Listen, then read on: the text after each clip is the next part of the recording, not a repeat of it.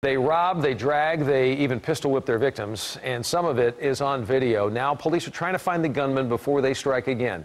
Let's get what we know tonight. CBS 11's Marianne Martinez in Fort Worth. Marianne? Doug, 4 bars who serve mostly Hispanic customers have been targeted in the past 2 months here in Fort Worth. Now, police tell us they do not know why these particular bars are being targeted, but people who do business in these areas say they believe they do know why. A robber drags a woman, a bar employee. It's not even close to the most violent crime the 3 people in this video are accused of committing.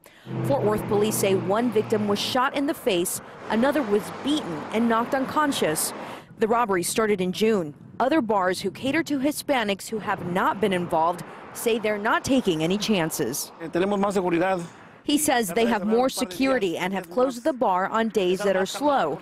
Although the bar where he works has not been involved, he says they're scared. He believes he knows why Hispanics are being targeted.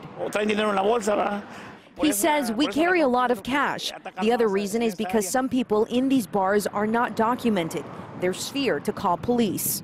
We're not there to ask your citizenship. We're there to ask what happened. Because what we're trying to do is find out who these individuals are and get them off the streets. Although the robbers' faces are covered, cameras did capture a very distinctive tattoo on one of their arms. Police hope it's the break they need.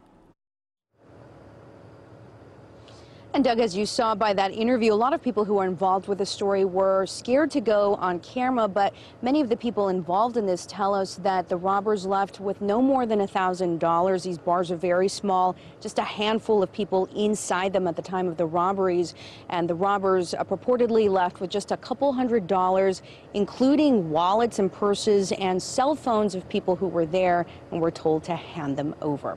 Reporting live from Fort Worth, Marianne Martinez, CBS 11 News.